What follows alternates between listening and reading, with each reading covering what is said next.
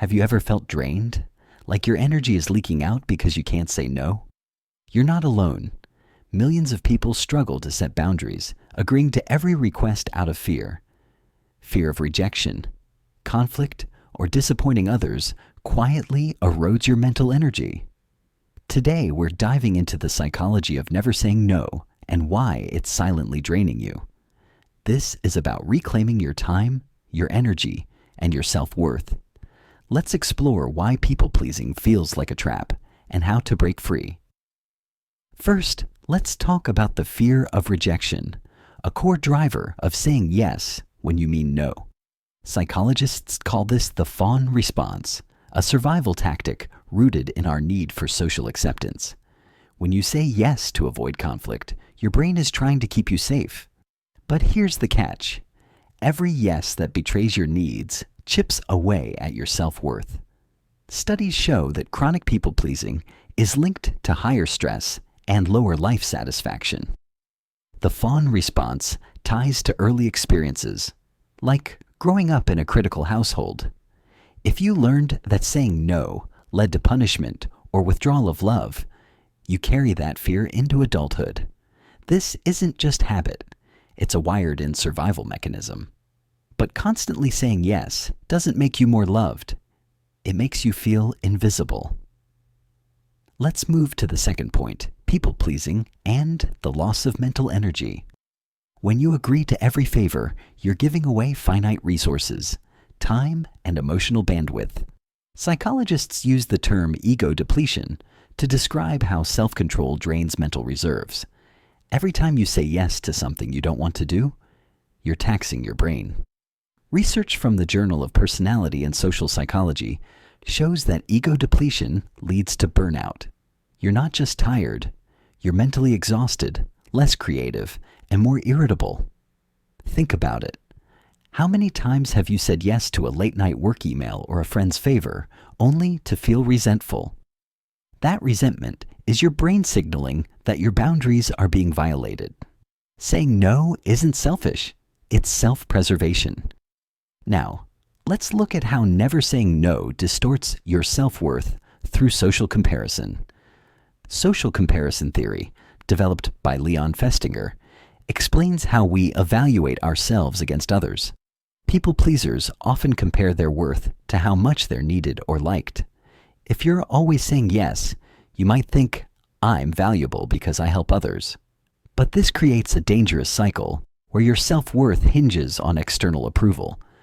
A 2018 study in the journal Self and Identity found that people who prioritize others' needs over their own report lower self-esteem.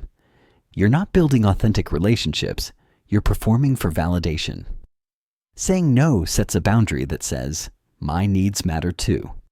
Let's bring this to life with a real-world example to show how this plays out. Meet Sarah, a 32-year-old marketing manager who can't say no. Her boss asks her to take on extra projects, even though her plate is full. She says yes, fearing she'll look incompetent if she declines. Her friend calls, needing help moving on a weekend. Sarah planned to relax. She agrees, not wanting to seem like a bad friend. By Sunday, Sarah's exhausted, snapping at her partner over small things. She feels guilty, unappreciated, and like she's failing everyone. Sound familiar? Sarah's story shows how the fawn response traps you in a cycle of overcommitment. She's not just giving time, she's giving away her mental peace. Her constant yeses stem from a fear of rejection rooted in childhood moments when saying no wasn't safe. Now, her self-worth is tied to being the reliable one, leaving her drained and resentful.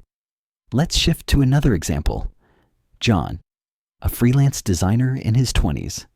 John takes every client request, even low-paying gigs that stretch him thin.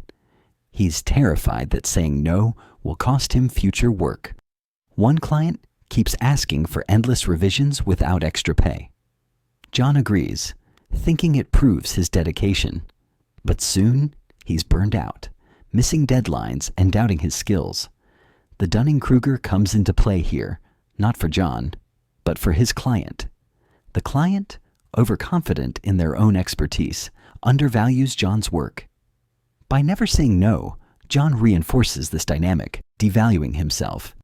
Both Sarah and John show how people-pleasing drains mental energy and distorts self-worth. Now, let's wrap up with the solution. How to say no and reclaim your energy. First, recognize that saying no is a skill, not a personality flaw. Start small. Practice saying no to low-stakes requests, like declining an extra coffee run. I can't today, but let's plan for another time. This sets a boundary while maintaining connection. Second, reframe your mindset using cognitive behavioral techniques. Instead of thinking, if I say no, they'll hate me, try, saying no respects my time and theirs. Research shows that reframing thoughts reduces anxiety around boundary setting. Third, prioritize your mental energy like a budget. Psychologists suggest using the spoon theory. You have a limited number of spoons, energy units, each day. Say yes only to what aligns with your values and goals. Finally, build self-worth from within, not from others' approval. Journaling about your strengths or practicing self-compassion exercises can shift your focus inward. A 2020 study in the Journal of Positive Psychology found that self-compassion boosts resilience against rejection fears. Saying no doesn't make you less likable. It makes you authentic. By setting boundaries, you're telling the world, I value myself. That's the key to protecting your mental energy and rebuilding your self-worth. So, next time you're tempted to say yes out of fear, pause. Ask yourself, is this worth my energy? You deserve to say no without guilt. You deserve to prioritize yourself. Start today, one no at a time, and watch your energy and confidence soar. Let's dive deeper into another real-world example to illustrate how never saying no impacts mental energy and self-worth. Consider Lisa, a 40-year-old school teacher and mother of two. Lisa's colleagues often ask her to cover extra classes, and she always agrees. She fears saying no might make her seem uncommitted or risk her reputation as a team player. At home, her kids and partner rely on her to handle most household tasks. Even when she's exhausted, she says yes to organizing family events or helping with homework. By the end of the week, Lisa feels like a shell of herself, irritable, unable to focus, and questioning her value. Her constant agreement stems from a deep-rooted belief that her worth lies in being indispensable. This ties back to the Li Thuyet, so, san xa hoi, we mentioned earlier. Lisa compares herself to other teachers or parents who seem to do it all. She feels she must keep up, or she's failing. But this comparison traps her in a cycle of overextension, draining her mental reserves. Psychologically, this is where ego depletion kicks in again. Each yes Lisa gives without considering her own needs depletes her cognitive resources.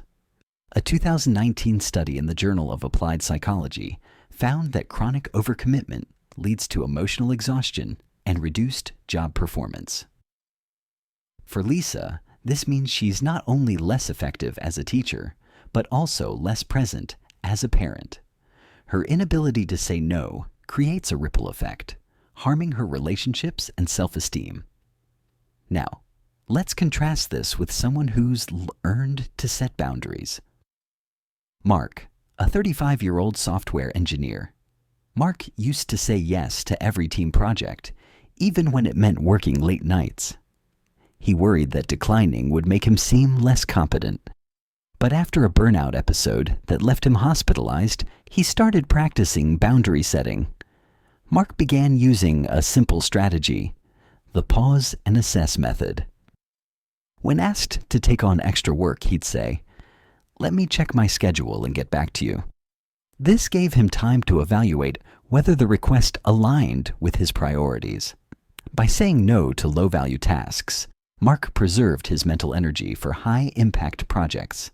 His confidence grew, and his colleagues respected him more, not less. Mark's story shows that saying no doesn't diminish your value, it enhances it. Psychologists call this self-efficacy, the belief in your ability to control your life. A 2021 study in personality and individual differences found that higher self-efficacy correlates with better mental health and lower stress. By setting boundaries, Mark reclaimed his time and rebuilt his self-worth from within. Both Lisa and Mark highlight a universal truth. Saying no is a muscle you can strengthen. It starts with small steps, like declining one minor request without over-explaining. Over time, this builds confidence to protect your energy in bigger moments. The Dunning-Kruger also applies to how others perceive your boundaries. People who overstep often overestimate their right to your time. By saying no, you're not just protecting yourself, you're teaching others to respect your value. This shift can feel uncomfortable at first, but it's a powerful act of self-assertion.